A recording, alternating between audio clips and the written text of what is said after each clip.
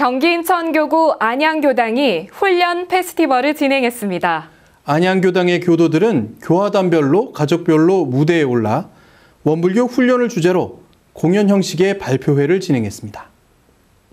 안양교당은 일요 예회 시간에 대각전에서 훈련 페스티벌을 개최했습니다. 원불교 2세기 훈련을 강화하라고 말씀하신 경산종법사님의 법문을 받들어 지루한 훈련이 아니라 심층의 체험을 바탕으로 스스로 실천하며 빠져드는 훈련을 하는 것은 물론 누구나 해보고 싶은 원불교 훈련이 되게 하자는 목적으로 대종경 속에서 원불교 훈련의 의미, 과정, 방법, 결과를 찾아보고자 개최됐습니다. 이 과정에서 안양교당의 교도들은 교화단별, 가족별 출연의 원불교 훈련을 주제로 연극, 꽁트, 뮤지컬, 노래를 공연하기도 했으며 교화단별로 마음 공부책을 전시함으로써 스스로 훈련의 과정을 점검하고 훈련의 결과를 분석해 다양하게 표현했습니다. 해마다 이맘때면 자주 낭송되는 식구절이 있습니다. 연탄재 함부로 차지 마라. 너는 누구에게 한 번이라도 뜨거운 사람이었느냐.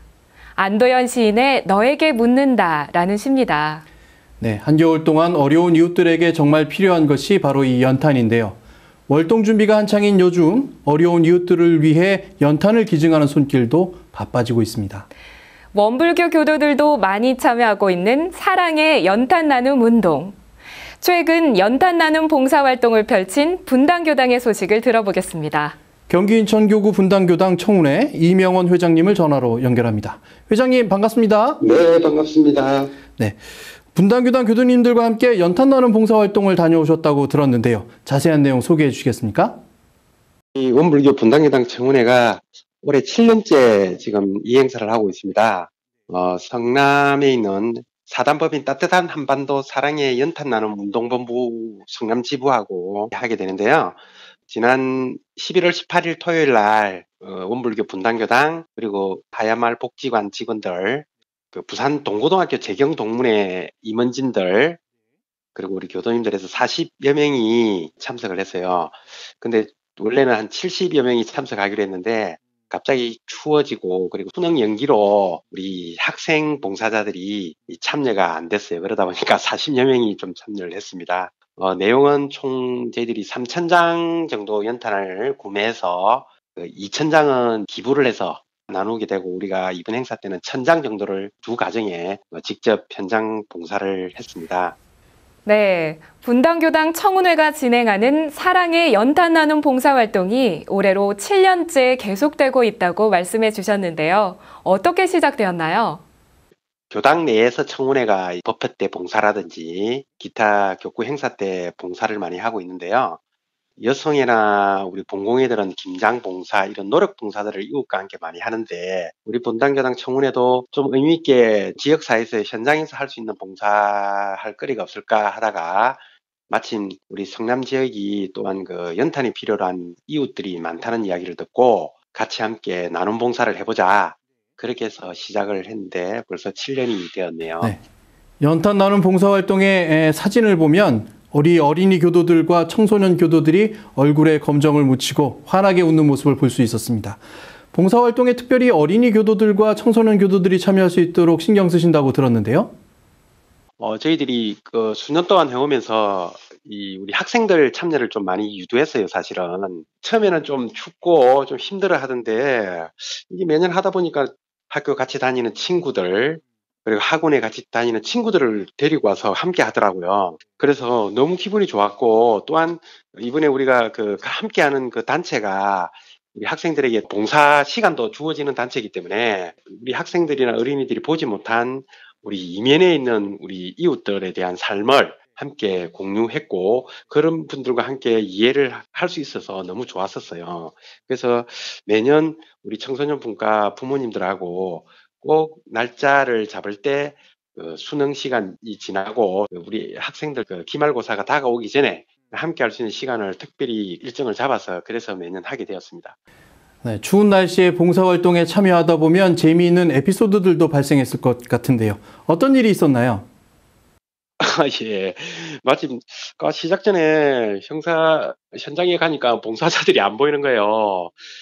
우리 같이 함께 했던 몇몇 사람들이 어리둥절해 있었는데 2시가 되니까 뭐 편의점에서도 나오고 식당에서도 나오고 막 골목골목에서 나오고 주차된 차량 속에서도 나오고 이래 가지고 40여 명이 모이더라고요. 그래서 야, 이거 무슨 플래시몹 행사하는 것 같은 그런 느낌이 들어 갖고 너무 좋았었어요.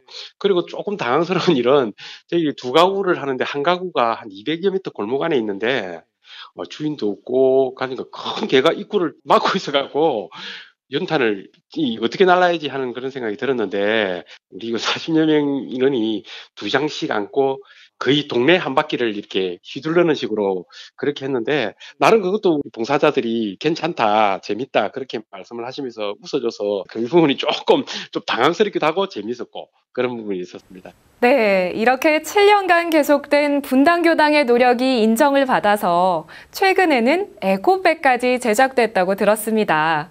어떤 내용인가요? 저희들이 그 7년 동안 참여하면서 꾸준하게 참여하다 보니까 사랑의 연탄 나눔 운동본부에서 성남지부에서 그 에코백을 제작했어요. 이렇게 현수막 짜투리 깨끗한 천으로 에코백을 제작했는데 이번에 그 에코백 뒷면에다가 우리 원불교 분당교당 로고를 찍어서 성남에 지금 자원봉사자들이 한 4,500명 내지 5,000명이 올해 참석하거든요. 그분들에게 일일이 다 나눠줄 수 있도록 원불교 분당교당 또 원불교의 은혜를 나누는 행사를 홍보할 수 있게 해주셔서 정말 감사하고 이것이 우리가 지속적으로 했던 어떤 결과가 되지 않을까 그런 생각을 가져서 보람찼습니다. 네, 처음에 소개해드린 식구처럼 연탄재 함부로 차면 안 되겠습니다. 어려운 이웃들에게 뜨거운 사람이 되어주신 분당교당 교우님들도 수고하셨습니다. 오늘 말씀 감사합니다. 예, 감사합니다.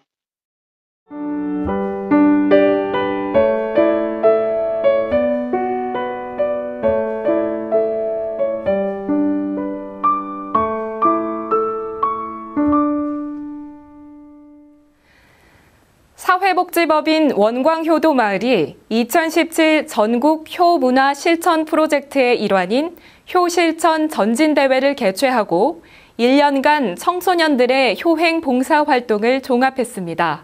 원광효도마을은 1년간 청소년들의 효행을 돌아보며 감사를 전했고 표창장을 전달하며 앞으로의 효행을 응원했습니다. 원광보건대학교 WM관에서 열린 효실천 전진대회는 예년보다 다소 축소된 규모로 행사가 진행됐지만 오히려 많은 학생들이 참여해 의미를 더했습니다. 기념식에 앞서 청소년들의 효행 기록 동영상이 상영됐고 전국 50여 개 효행 동아리의 활동 모습을 한눈에 볼 수 있었습니다. 또한 식장 주변에는 시, 수필, 포스터, 동아리 활동의 결과물들을 한자리에서 소개하는 효행 공모전 작품들이 전시돼 참석자들의 이목을 끌었습니다. 특히 효행 동아리의 주요 활동 프로그램인 효사전 만들기, 부모님께 감사장 쓰기, 효행 캠페인은 해가 갈수록 깊이를 더해가고 있다는 평가를 받기도 했습니다. 효실천 전진대회의 대회장인 오희선 원광효도마을 이사장은 대회사를 통해 올바른 효를 실천함으로써 우리가 함께 만들어갈 세상이 존중과 배려로 거듭나고 경로 효친 사상과 효행 증진 사상을 새롭게 발견하는 계기가 되길 바란다고 말하며 청소년들의 노고를 격려했습니다. 이어 보건복지부 장관상을 비롯해 우수자를 포상하는 시상식이 진행됐습니다. 이날 전진대회의 특강은 최희공 원광효인성실천연구원장이 마음으로 하는 공부, 마음을 잘 써야 공부를 잘한다는 주제로 청소년들에게 실질적인 도움이 되는 마음 공부의 위력을 소개하기도 했습니다. 끝내 찾지 못한 5명의 세월호 미수습자들을 위해 대한민국 4대 종단이 합동 추모식을 열었습니다. 특히 원불교는 세월호 미수습자들의 해탈 천도를 기원하는 천도제를 함께 올리며 세월호 가족들과 함께 슬픔을 나눴습니다. 목포 신앙만 구프레스센터 2층 강당에서 단원고 남현철, 박영인 학생과 양승진 교사, 권재근, 권혁규 부자 등 세월호 미수습자 5명을 위한 합동 추모식이 열렸습니다. 미수습자를 위한 합동 추모식은 세월호 침몰 후 1313일째이자 세월호가 인양되고 목포 신항에 거치된 지 221일 만에 열렸으며 원불교를 비롯한 불교, 천주교, 개신교 등 대한민국 4대 종단과 유가족을 비롯한 200여 명의 조문객들이 함께했습니다. 세월호 미수습자 가족들은 추모식을 통해 끝내 돌아오지 못한 유해를 대신해 희생자들의 유품을 관에 담아 장례를 치렀습니다. 세월호 사고 이후 원불교를 비롯한 대한민국 4대 종단은 세월호 참사 당일부터 기도식을 시작해 세월호 인양을 위한 기도식과 미수습자 수습을 위한 기도식을 계속해 왔습니다. 특히 원불교는 세월호가 인양돼 목포 신항에 안치된 지난 5월 컨테이너 박스를 활용해 희망법당을 설치했고 미수습자를 수습하기 위해 선체 수색 작업이 진행된 6개월 동안 목포교당의 재가 출가 교도들이 가족들과 함께 매일 새벽 5시와 오후 2시 기도를 올리며 특별 위령제를 지내오기도 했습니다. 또한 공익복지부와 원봉공회는 미수습 가족들은 물론 자원봉사자들과 수색 작업의 위험을 감수하는 사람들에게 2차례 국수를 공양하기도 했습니다. 목포교당 강영신 교무는 사회를 향한 우리의 활동에는 정형화가 필요하고 우리의 의식에도 전환이 필요한 것 같다고 말하고 원불교의 정성으로 희생자들이 완전히 해탈천도하고 깊고 깊은 원한이 해소되기를 기원한다고 추모식의 의미를 전했습니다. 차 향기를 가득 품은 제21회 익산 차문화축제가 원광대학교 문화체육관에서 개최됐습니다. 다양한 차를 시음할 수 있는 기회뿐만 아니라 한, 중, 일, 3국의 차 문화를 비교할 수 있는 기회를 제공하기도 했습니다. 올해로 21회째를 맞은 익산 차문화축제는 원국제 티클럽과 익산시가 주최하고 익산차축제위원회가 주관하는 차엑스포로 누적 관람객이 20만 명을 넘은 국제적인 차 문화축제입니다. 또한 전통적인 차 문화를 계승하고 현대적인 차 문화를 소개하는 장을 마련해 차를 사랑하는 사람뿐만 아니라 일반 시민들도 차 문화의 매력에 빠져들 수 있도록 도움을 주고 있습니다. 올해도 역시 한국의 다도, 일본의 다도와 중국의 다해를 체험할 수 있는 프로그램이 진행됐고 녹차, 오룡차, 홍차, 보이차, 대용차, 말차 등 다양한 차를 시음할 수 있는 기회가 제공됐습니다. 게다가 목공예, 칠공예, 전통의상, 천연염색, 규방공예 작품들이 전시됐고 나에게 맞는 차를 블렌딩하는 방법, 영국의 애프터눈 티 체험 등 직접 즐길 수 있는 행사도 수시로 펼쳐졌습니다. 전국 차 문화 교류의 공간으로 지역 간 차 문화 교류 협력의 통로가 되고 있는 익산 차 축제는 디저트, 홍차 카페 등 개인의 창업을 위한 정보를 제공함으로써 차 문화가 산업으로 정착하는 데에도 역할을 수행하고 있습니다. 대산종사님의 주치의와 원광대학교 병원의 병원장을 역임했던 김상수 박사가 뇌졸중 환자들을 위한 새로운 치료법을 발표했습니다. 뇌졸중, 흔히 중풍으로 불리는 질환으로 고통과 마비를 견디며 치료를 포기해온 많은 환자들에게 새로운 희망이 제시됐습니다. 대산종사님의 주치의로 활동하며 재생의세의 이념을 연마하고 제7대 원광대학교 병원 병원장을 역임한 바 있는 신경의학 분야의 선구자 김상수 박사가 지난 18일 서울시청 서소문청사에서 흔히 중풍으로 알려진 뇌졸중 환자를 치유하는 수술법을 공개했습니다. 원불교 교도들은 물론 뇌졸중으로 고통받고 있는 환자들과 상완신경총 연결술에 관심을 가진 의료진까지 500여 명이 넘게 참석해 뇌졸중 치료의 희망을 열어가는 김상수 박사의 임상보고에 귀를 기울였습니다. 이날 학술대회는 뇌졸중으로 고통받아왔던 환우의 가족이 김상수 박사의 치료를 받으며 호전돼가는 과정을 직접 증언하는 것으로 시작됐습니다. 반드시 우리 아들은 회복될 것이다. 거기에는 내 기도도 분명히 필요하다고 저 열심히 기도하고 있습니다.